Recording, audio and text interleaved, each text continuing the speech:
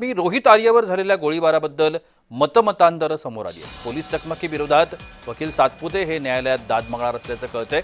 निवृत्त अधिकाऱ्यांनी दरम्यान आमच्या प्रतिनिधी ज्योत्स्ना गंगणे ह्या आता सातपुते यांच्या सोबत आहेत।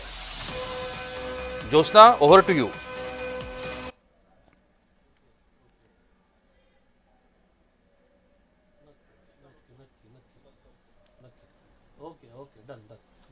अगदी बरोबर आहे जगदीश, आपण बघतोय की रोहित आर्या याचा एन्काउंटरमध्ये मृत्यू झाल्याच्या नंतर जे आहेत वेगवेगळ्या चर्चांना उधाण आलं।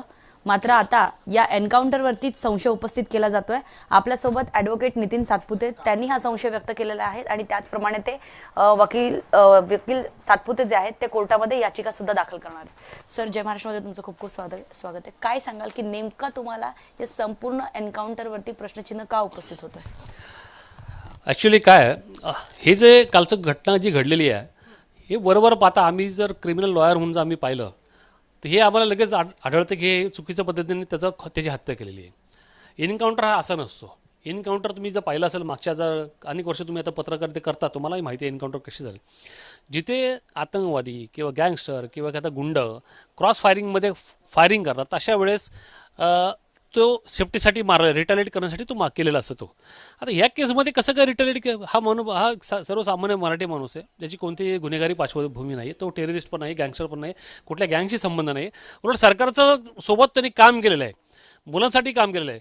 शाळेतली मुलांसाठी तर सर्व शिक्षा अभियानमध्ये त्यांनी शाळा रंगवलेल्या आहेत, मुलांसाठी सुंदर केलेल्या आहेत। त्याचे पैसे सरकारकडे येणं बाकी होतं, सरकारने त्याचे पैसे नाही दिले 2 लाख रुपये आणि अजून काय रक्कम ती दिली नाही। मग असा व्यक्ती जेव्हा हतबल होतो, सरकारी व्यवस्थेचा बळी म्हणून तो हतबल झाला, तो अनेक दिवस झाले तो प्रयत्न करतो त्याचे पैसे त्याला मिळावे म्हणून, रक्कम असेल त्याची कर्म नाही। अनेक त्यांनी आंदोलनं केली, याचना केली, अर्ज।